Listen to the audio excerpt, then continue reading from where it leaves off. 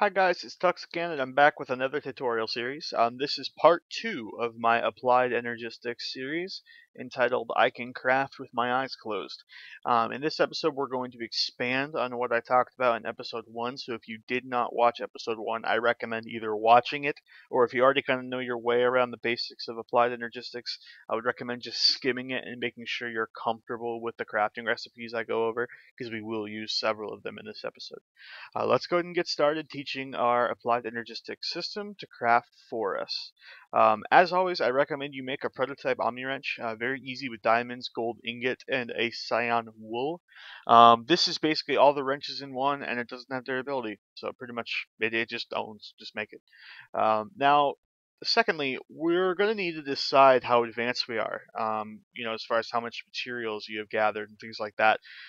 In this episode, I'm going to make what's called a 4x4x4 auto crafting assembler. That's probably what you're going to want to make if you're starting out with Emmy. You can always expand this later. And in this, if you want to copy along with what I'm doing, you're going to need 32 containment walls, 24 heat vents, 1 pattern provider, and 7 crafting CPUs. I'm going to show you how to craft those now. Emmy assembler containment wall are pretty cheap, just iron and gold and some quartz crystals. I'm going to go ahead and take that. The Emmy heat vent is iron bars, which of course is just 6 iron, and that makes 16 in fact. An Emmy cable, which we talked about in the previous episode. I'm going to take that. The crafting CPU, which you're going to need around 7 of, is going to be advanced processor, which again we talked about in the previous episode, quartz dust, iron ingots, and glowstone dust. So we'll take that. And then finally, the pattern provider, which I recommend only making 1 of. You can make more if you want to, but they're very expensive. Gives the advanced processor, the storage cell, and the conversion matrix, all of which were discussed in the previous episode, iron ingots, and a crafting table. Now, I'm going to show you how to build this thing, and then we're going to take a break from the assembler, and I'm going to go on to these items. So to build this thing, go ahead and get all my materials down here. To build this thing, you're going to build a frame out of containment walls. And as I said, we're going to do a 4x4 in this episode. So you can see this is a 4x4 block I'm making, just like that. And then we're also going to make it 4 high.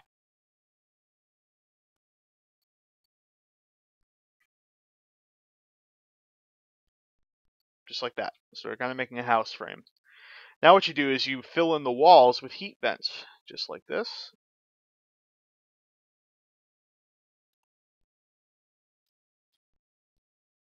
Okay, I always leave a section just so you can get into the inside easily and you seal that up afterwards. Now the inside you have to fill, completely fill, otherwise it won't work, with crafting CPUs and pattern providers.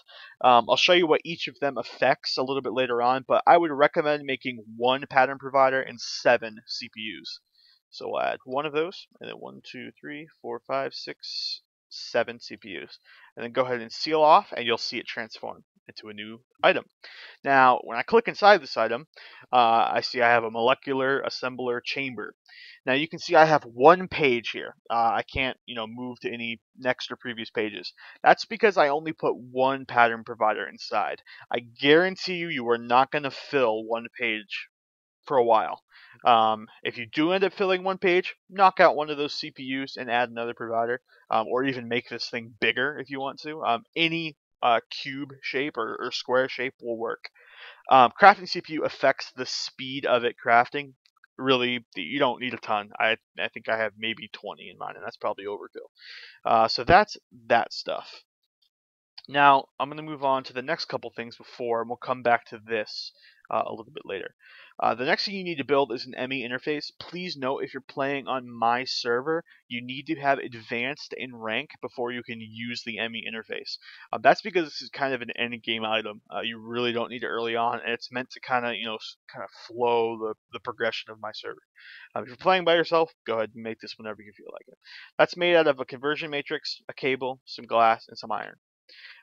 These are used in the 3rd episode of this series, which I'll get to a little bit later. They're also used to make the next 3 items. An import bus, which is a sticky piston, cable, that interface, and iron ingot. And then in the export bus, which is interface, iron, and MB cable.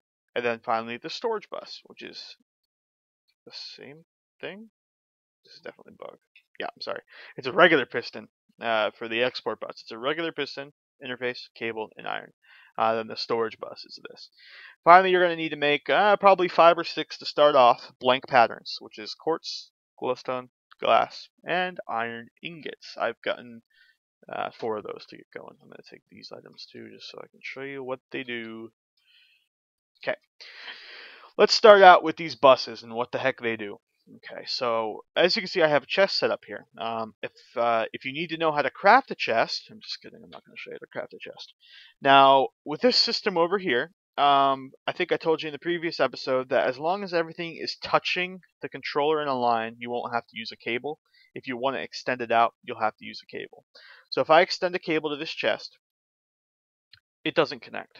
So how do I add items in this chest to my system? Well, we use that with these buses. So an import bus will import items into the system.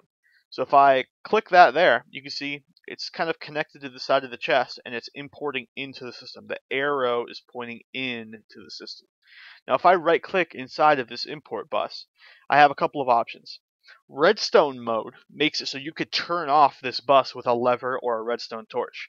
I have it on always active, so no matter what, no matter if it's a redstone signal or not, it's always going to be importing.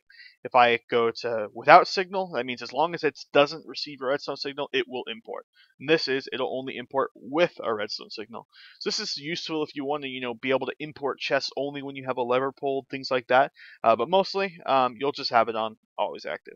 Now, move single items versus move stacks of items, unless if you have a particular case, you're going to want this on stacks of items. There are some other options here. Oh, I'm sorry, that's in the other bus. That's basically your 2 options. So move stacks is almost always effective. Now let's see what happens when we put a stick in our box. Automatically gone, or in our chest, automatically sucks it in. Now where'd that go? Well, it's in our system now. So our stick is in there, and it's stored on one of our drives. So that's pretty interesting. So let's go ahead and take that stick back out and just put other stuff in there. He sucks it in immediately and it pulls stacks at a time. There's our stick. And there's our wood. So let's go ahead and show you the other type of bus, the export bus. So if I place the export bus there, you can see the arrow is facing towards the chest. So that means whatever I place in this inventory, it's going to suck out of the system if we have it and put it in the chest. Once again, redstone mode's the same, but this time we can move single, we can move stacks, or we can have it craft, and even auto craft, always craft. That's kind of interesting. So we can have it always craft items until the chest is full. For now, let's just move stacks, and we'll tell it to move all the sticks and all the wood in the system. So if I put sticks and wood in here, they instantly disappear. They didn't even have time to hit the system because it automatically put them in this chest. Pretty cool. Now, the other item is the storage bus. So if I put a storage bus on there, you see it just kind of consumes the whole chest. And what this does, if I click inside of it, is you can tell it what items to keep inside this chest. So if I just say this is going to be a wood and stick chest, okay? Whoops. Pick up, come on. There we go. So if I put wood and sticks in my system here, you'll see they're automatically stored in the chest. That means they're not taking up any space on our drives. So this says it only has 4 types of items. That would be the lever, the 2 quartz, and the stake, not these. So what it's doing is it's taking this chest and kind of making it into a drive, sort of. So if I add any more sticks into here, it'll automatically use this chest as the storage. Now, if I didn't put these items in there, it would just basically take every single thing that's in that chest and count it into the Emmy system. This is phenomenal if you want to use things like deep storage units, barrels, things like that. Actually, I think the latest AE, it doesn't work with barrels, but it does still work with DSUs. So that's really interesting, how we can import our existing storage. Like you probably are using diamond chests right now. You can import all of your diamond chests into the system using these 3 types of buses. Now, the next thing I want to show you is patterns. So what you want to do is you want to make this pattern encoder, which I didn't show you over here, but I'll show you real quick.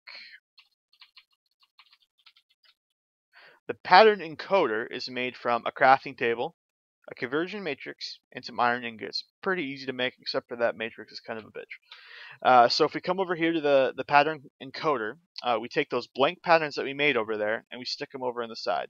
It'll only take one at a time. Now what we can do is we can teach it a regular old crafting bench recipe. For instance, sticks. So if I click encode, this thing now says it'll craft 4 sticks with 2 oak wood planks. So now we have that assembler pattern. Guess where that goes? It goes in our assembly. So now you can see I have a pattern in there, and if I hold shift, it'll show you what it knows how to craft. So it will craft 4 sticks out of 2 pieces of wood. Now let's try to teach us something else. Do we have anything else we can make out of this? Yeah, we do. So let's go ahead in here. And then out of sticks and wood, we know how to make a wooden pickaxe. Let's go ahead and just teach it that. So now you can see it knows how to make a wooden pickaxe. Anything you can craft on a regular crafting table, you can teach it to craft in here. For instance, a chest. There you go. You can even teach it all of these recipes if you want to. You can teach it anything you want to teach it. Now, let's go ahead and test this. So as you can see, first of all, I need to connect this to my network. So I'll go ahead and run a cable over there. You can also just set it adjacent if you'd like to. But now let's connect it to my network and connect it anywhere on the box. Go in here, and you'll see, oops, I'm sorry, into here, and you can see I know how to craft things now. Pretty cool. So let me go ahead and give myself some wood and some sticks, and we'll place them inside my network. Let's go ahead and ask it to craft us a chest. So we click on that, and we say, let's just say we want 1 chest. Bam, we have our chest. That's freaking fast. Our chest is there, it's ready to go. That's amazing fast. Now, what if we tell it to craft something we don't have enough stuff for? So let's tell it to craft 64 pickaxes. Let's go 128. Begin. Bam, bam, bam. We see it craft 18, but oh no, it doesn't have enough wood to craft another one. That's what this crafting monitor is for. And how you craft a crafting monitor is like this.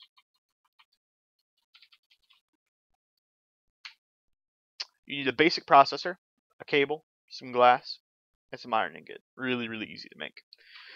So what this does, if I click into here, it'll say, alright, we still have 110 pickaxes to make. We're trying to figure out how to craft wood, but there is no wood in the system. So what can you do? You can either give it more wood, or you could teach it how to make the, what is it, the UU?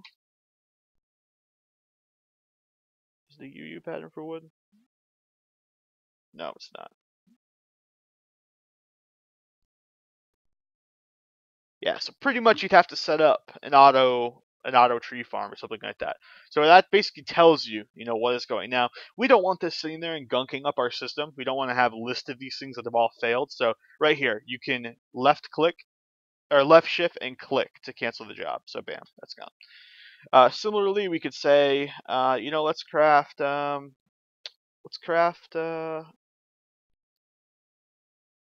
64 chests. Oh well, we can't craft them. It's not crafting any. Why? Missing wood. So we can just cancel that job. That's kind of how you can autocraft pretty much anything you want with an Emmy system, as well as add your existing storage to your Emmy system. I hope it was helpful. The next episode, we're going to learn how to teach our Emmy system to use things like macerators, liquid transposers, furnaces, pulverizers, any kind of machine that you use by putting items in and getting items out. We can teach our system to craft with. That's coming up in episode 3. I'd appreciate a like, a comment, and a subscribe if you enjoy my tutorials. Please check out our multiplayer server. It's open to the public. It is running Tekkit Lite currently. Info's in the description, but that is lite.ticktastic.com. Check out our website at www.ticktastic.engine.com. This is used, I use Sphax texture pack in here. I'll have that information in the description as well. And I hope you enjoy. We'll see you next time.